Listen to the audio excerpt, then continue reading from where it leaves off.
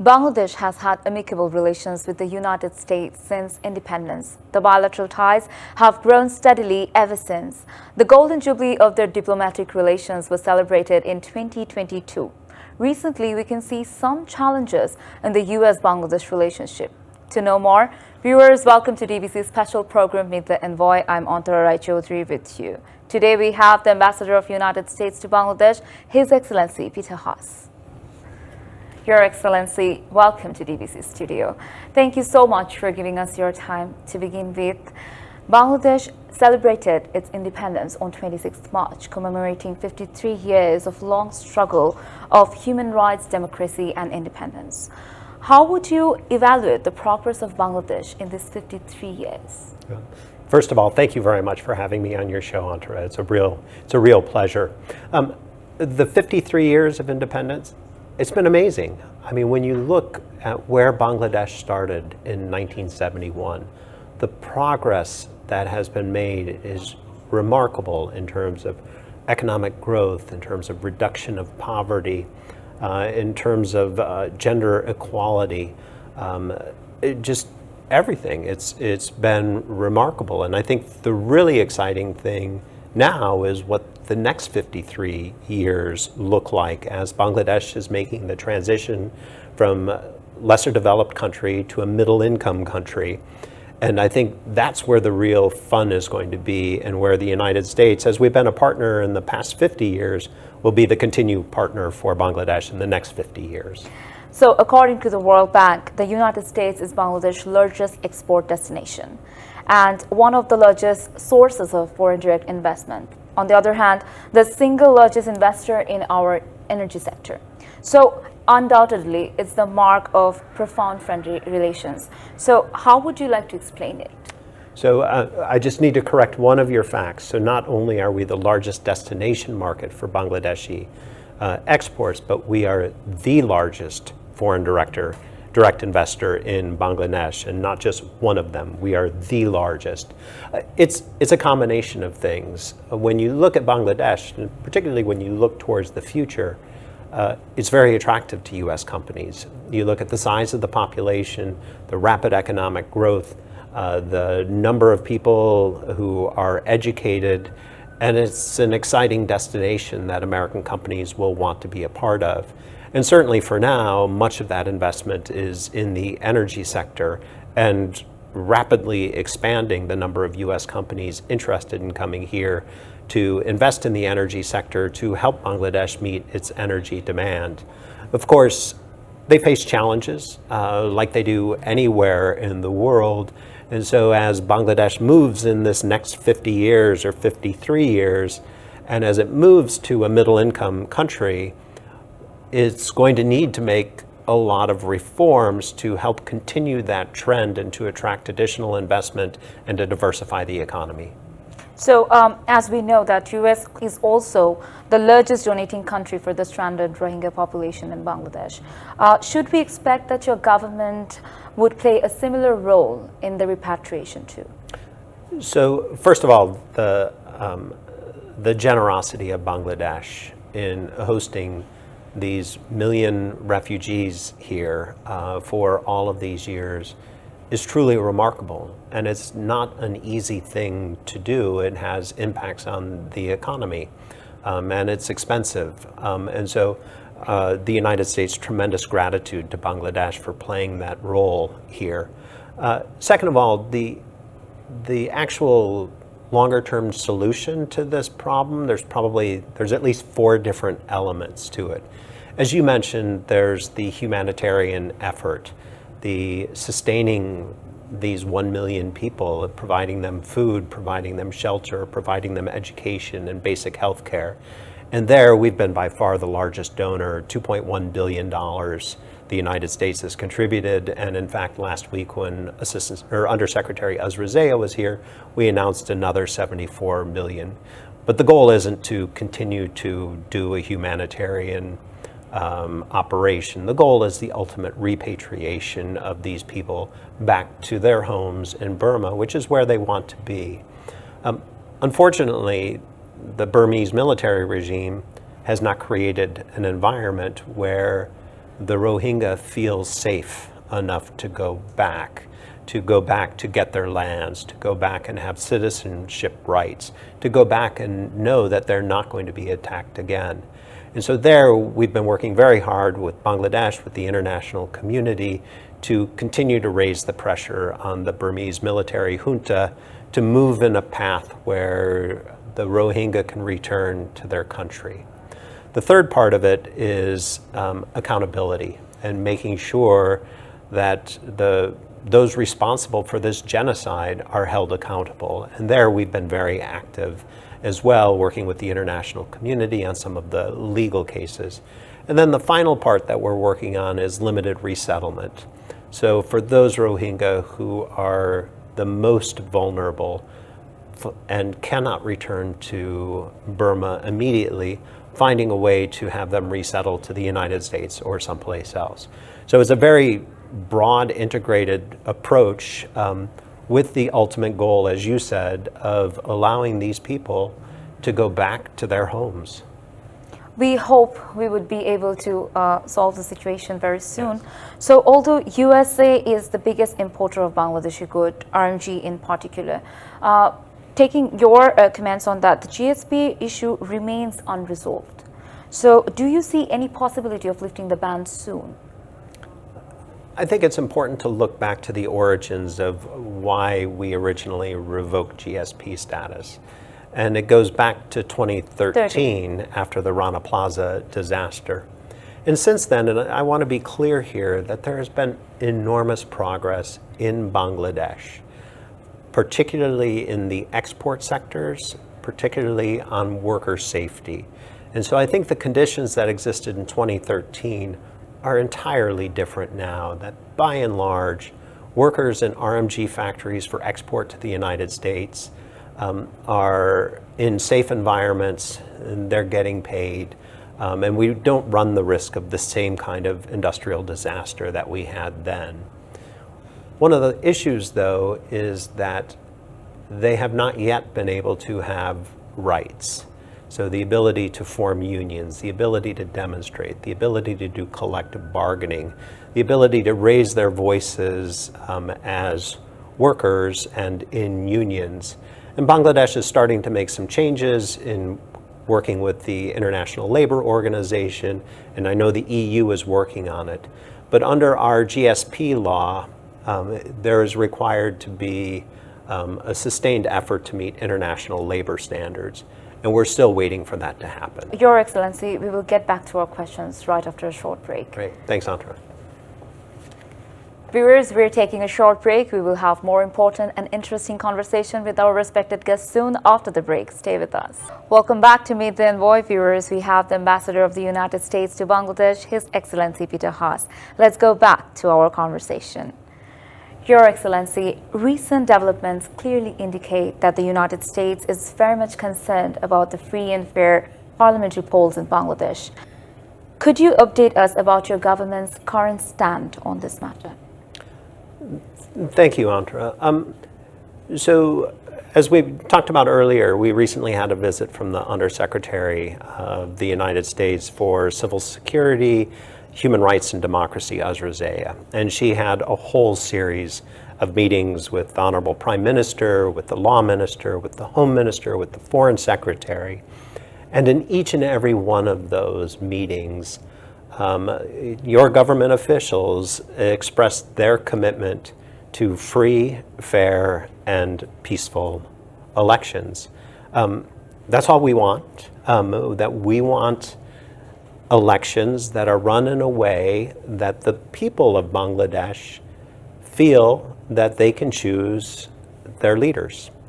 So in the lead up to the election, no violence, no media repression, the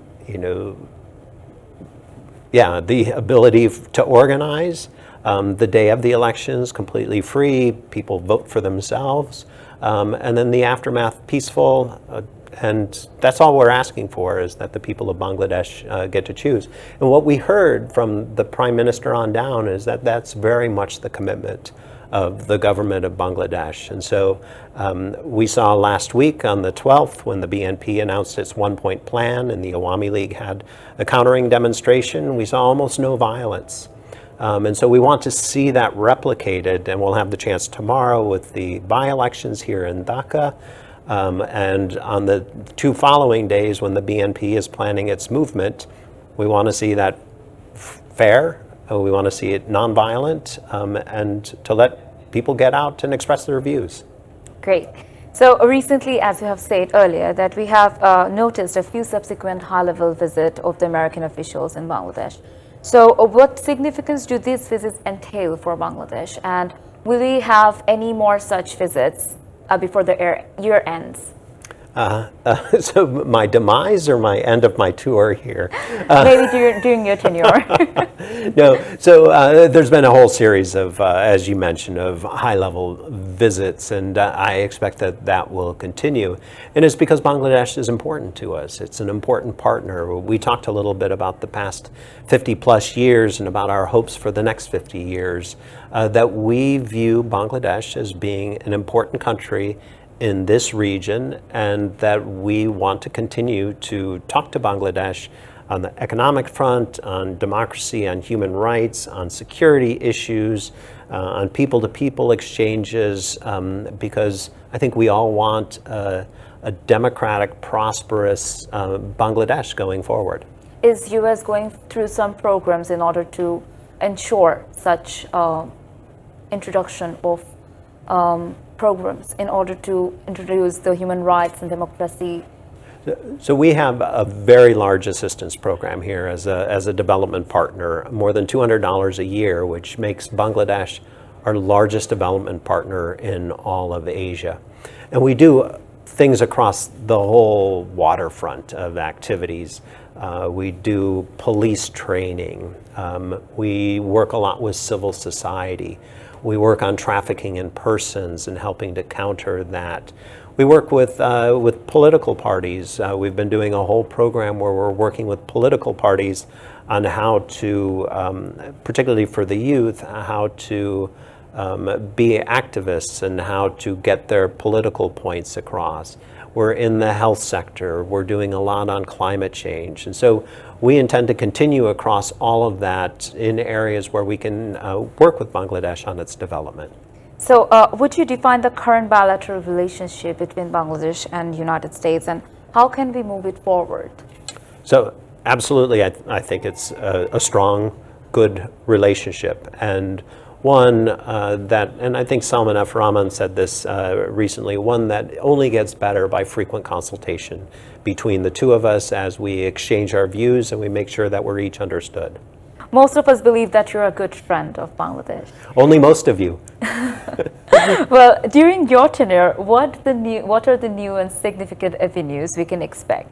Yeah. So when I look forward to the future, I think there's two things that we really want to be looking at.